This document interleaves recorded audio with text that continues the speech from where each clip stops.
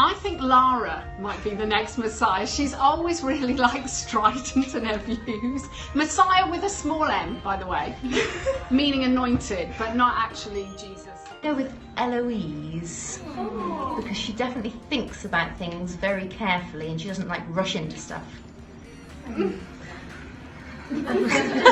Okay, well, definitely Ines. You know, such a posh voice. I would say is Montana, because she's the most likely person in my mind to end up in the Bank of England and therefore be asleep at the wheel. I have to pick Tilly Wax for that one, based on my experimental remembrance of GCSE. I'm going to go for Georgie, because I don't think that she'd be bothered. I think she'd be totally fine with it and do with it. Is Sarah Nicholson, for sure, because no one has got more of a despondent face on her every time I tell her about the realities of economics. It's a tough one, this. I think that possibly Ria Gosrani, because it'll be great practice for being a surgeon.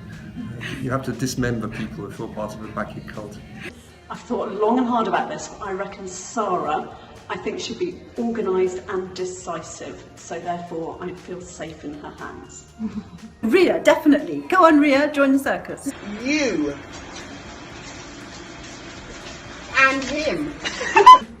I don't think I can comment.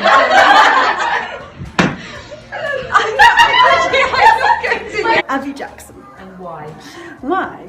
Because she knows her own mind and she wouldn't be deflected from anything she wanted to do. Like lots of you, by the way. I think the editing team behind Melict have a comic masterpiece in them.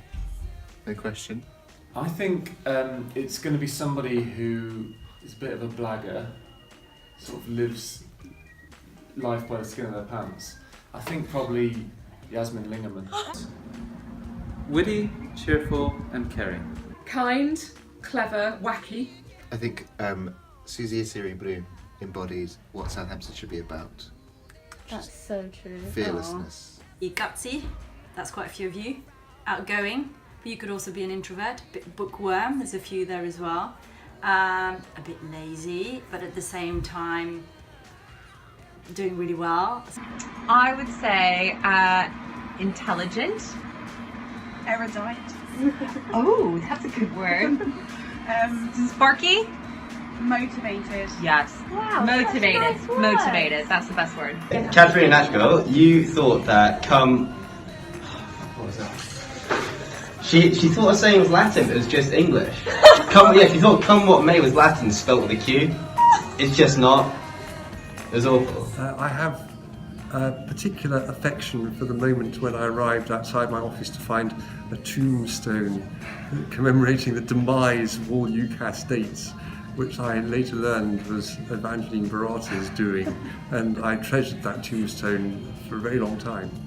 I still have the Christmas card that I was given in year 10 from my GCSE group who took the time to draw in my bald spot.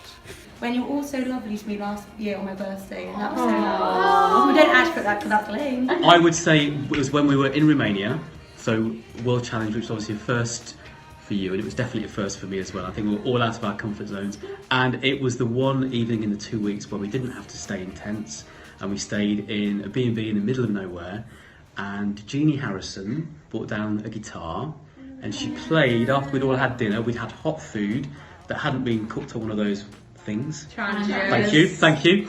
And Jeannie played and she sang and we just sat and relaxed, and it was brilliant.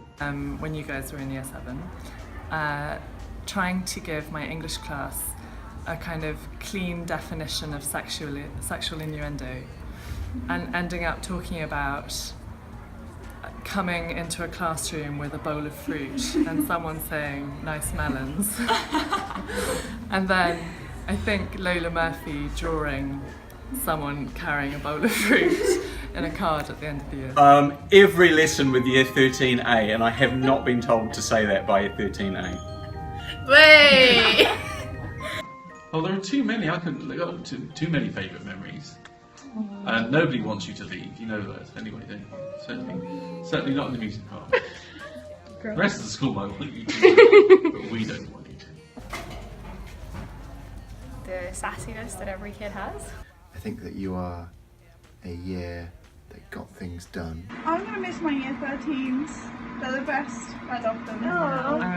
Lucky you. I think I'm gonna miss. I'm gonna miss them in my house actually, because they were representing in Benton. Like they carried us. Honestly, like solid performances throughout the years. So we'll miss them a lot. Well, I'd say we always have a laugh. Every single lesson, we're always laughing, giggling. And I also think you're also friendly. You always work with me, like nothing is too much trouble. You're always participating. And I just have loved teaching you so much. You're just wonderful. Well, we've been right the way through the school together, or at least the senior school anyway. You all started in year 7 at the time I started here as deputy head, and I remember teaching half of you maths way back in year 7. So yeah, we've just seen the place through together, and all the changes and all the buildings. So yeah, I'll miss a lot of you. So I would say be true to yourselves, don't forget who you are, and enjoy everything that is to come.